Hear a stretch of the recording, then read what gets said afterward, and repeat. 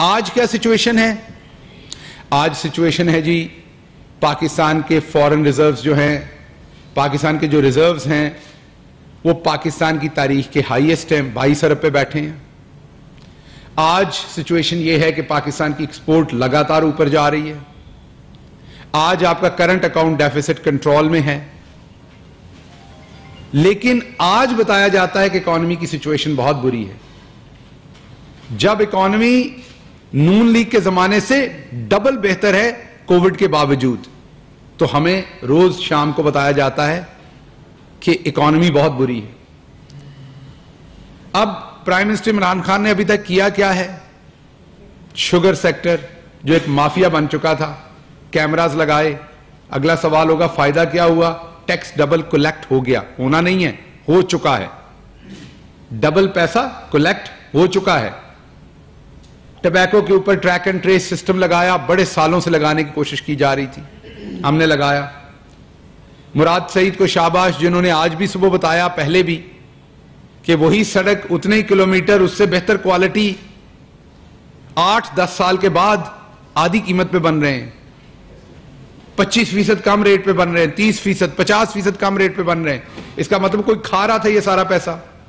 तो सब कुछ पहले की निस्बत बहुत बेहतर हो रहा है, लेकिन एक काम वही हो रहा है पहले की तरह, और वो ये हो रहा है कि मरियम नवाज, जिनके पास कोई सियासी ओहदा नहीं था, कोई हुकूमती ओहदा नहीं था, सियासी कहा मैंने, किसी किस्म का हुकूमती ओहदा नहीं था, ना वो कहीं डायरेक्टर जनरल थी, ना वो SAPM थी, ना एडवाइजर थी, ना वो फेडरल मिनिस्टर थी, ना वो स्टेट मिनिस्टर थी, ना वो PTV की हेड थी। लेकिन उसके बावजूद उन्होंने जो इज्जत बख्शनी शुरू की अदारों को और मीडिया को, वो डॉन लीग से शुरू हुई और उसके बाद टोकरियों में पहुंच के खत्म हुई, और अभी ये जारी है, सिलसिला खत्म नहीं हुई। आपने देखा कि जो पहली ऑडियो आई मरियम सफदर साहबा की, जिसको मान लिया गया, तीनों ऑडियोज को मान लिया गया नून लीग की तरफ से, पहली ऑडियो आई जो ये कहती है कि ARY, समा, 92 92 न्यूज जो है और 24 इनके एड्स काट दिए जाएं। मेरे ख्याल में तो ये आजादी सहाफत पे हमला था, लेकिन मसला ये है कि आपके किसी प्रेस क्लब को नहीं लगा कि ये आजादी सहाफत पे हमला है, आपके PFUJ को नहीं लगा, आपके PBA को नहीं लगा, सारे मेरे भरा सत्तू पी के सुते ने। उसके बाद दूसरी ऑडियो आई, उसमें बताया गया कि किस तरीके से जियो टीवी और दुनिया टीवी उनके कंट्रोल में है, उन्होंने बताया, और उन्होंने कहा अब देखना मैं कैसे सबक इनको सिखाते हैं हम लोग। अब दो बातें इसमें से हो सकती हैं, इस ऑडियो में से एक बात यह हो सकती है कि मरियम सफदर साहबा झूठ बोल रही हो सकती हैं खामखा किसी के बारे में।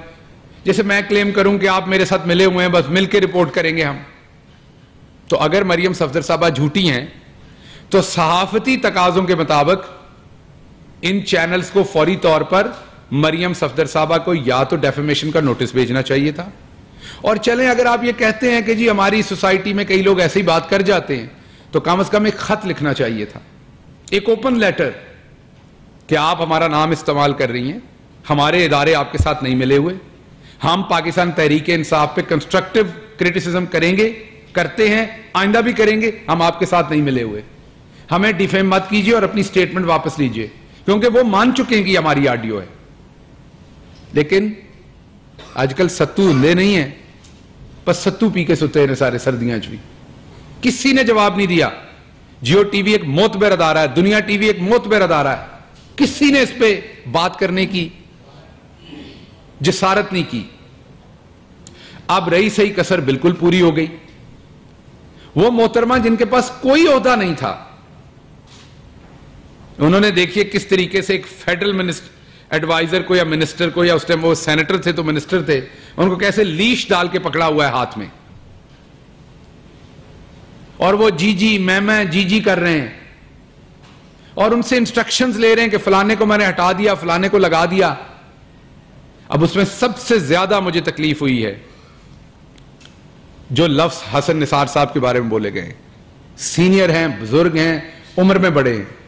मजहर अब्बास साहब हम पे भी तनकीद करते हैं, रोज करते हैं, लेकिन उनकी जुबान हमेशा शाइस्ता रहती है। मुझे उनके जर्नलिज्म से इख्तलाफ हो सकता है, उनकी राय से इख्तलाफ हो सकता है, लेकिन मैं किसी नशे में हूंगा मैं ऐसी बात उनके बारे में कहूंगा कि वो भौंकते हैं। फिर इरशाद भट्टी उभरता हुआ सितारा है, मेरा दोस्त है, दोस्ती के नाते मैं लिबर्टी ले जाता हूं ये कहते हुए, लेकिन मुझे थोड़ी सी अंदर से खुशी भी हुई है क्योंकि वो दीवार पे बैठ के बहुत उछल रहा था, उसको ये बहुत याद आ रहे थे। तो एक रियलिटी चेक मिला है इरशाद भट्टी को कि ये आप और हमारे जैसे मिडिल क्लास के लोगों को समझते क्या हैं ये लोग, आपकी औकात है क्या इनकी नजर में।